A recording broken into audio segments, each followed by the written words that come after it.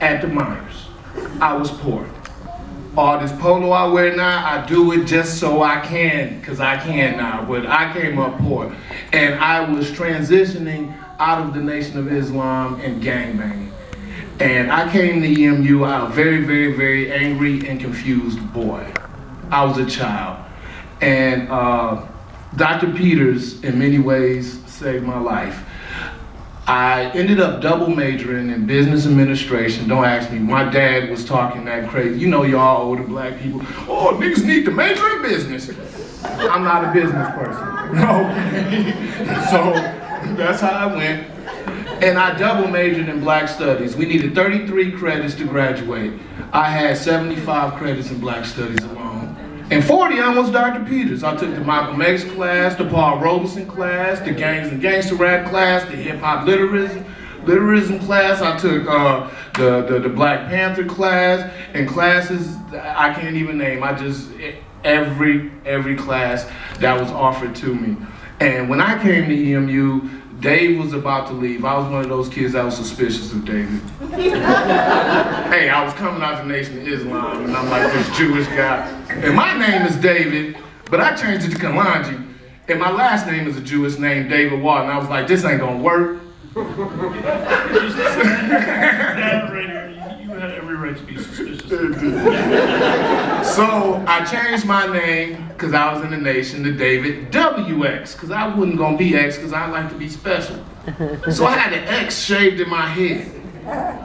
Bald head with an X. Came to Dr. Peters' class. Dr. Peters said, boy, what does that mean?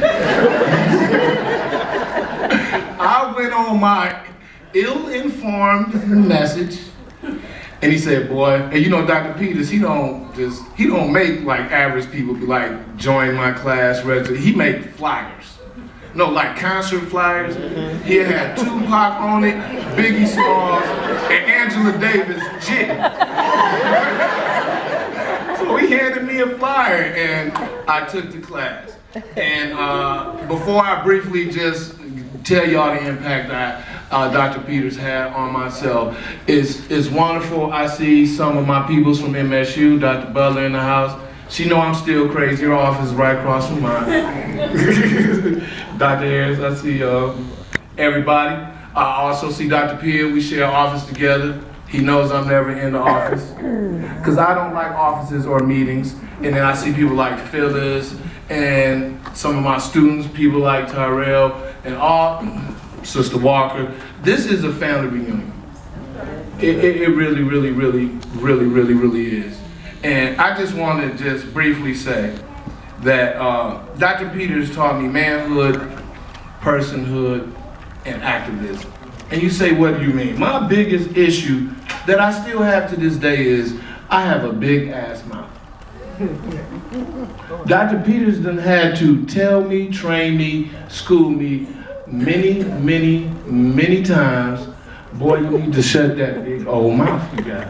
You need to be quiet and listen, and don't tell everyone what you know.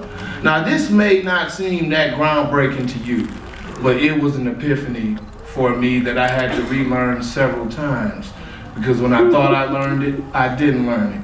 And as a young student activist, I had to learn those lessons. As a graduate student back at EMU, taking some grad classes with Dr. Peters amongst others, I had to relearn that lesson. As a doctoral candidate in Black Studies and History, I have to always remind myself of that. And as a faculty member at Eastern Michigan University in Black Studies, I have to remind myself of that. And I haven't always done a good job, but Dr. Peters has always been kind, patient, and very, very instructive. I'm sure there was times he was like, I ain't even gonna fool with Kalonji no more. This boy is crazy. He just don't know how to be quiet. But he never gave up on me, and for that I sincerely appreciate it. Dr. Peters has always been accessible to his students. You don't have to go to Dr. Peters' office hours. You run into him in the hallway, and then 3 hours later, you're like, I swear I was going somewhere.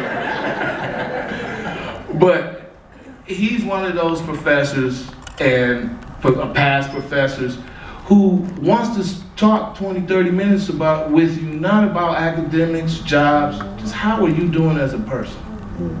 And that's a lost thing in academia. Everything's so sanitized, everyone's so competitive, no one wants to open up, and it's such a transient profession for many people right now with postdocs and adjunct and part-time faculty that people are afraid to open up, and Dr. Peters was always willing to open up. And then I just want to add that his teaching style, his use of humor, it is Richard Pryor, Paul Mooney-esque. It really, really is. To this day, and it's funny to me, my students don't think so, but I say some random rant and they be like, questions, comments, concerns. That is Melvin T. Peters. I stole that from him. Because that's me thinking like, I done said all this brilliant shit, y'all gonna say something right now. You got a question? You got a comment, you got a concern. Something I said concerned you. But that is Dr. Peters. And his insatiable commitment to mentorship.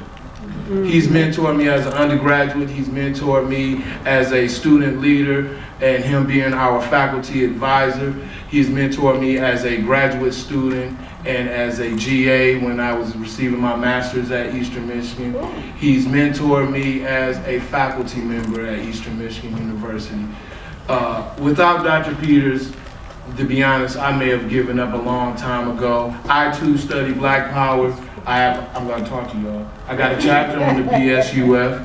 I got a chapter on the League of Revolutionary Black Workers and a chapter on RAM. And when I travel the country presenting my research, Luke Tripp will pop up and be like, you know Melvin Peters? I'd be like, yes, I know. And I mean, I can give an example. I do a lot of community work in Lansing. So if I'm speaking to the Les Maires debutantes, we looked at your CV. Do you know Melvin Peters? He talked here, he gave the same speech you gave 3 times 10 years ago. Dr. Linda Logan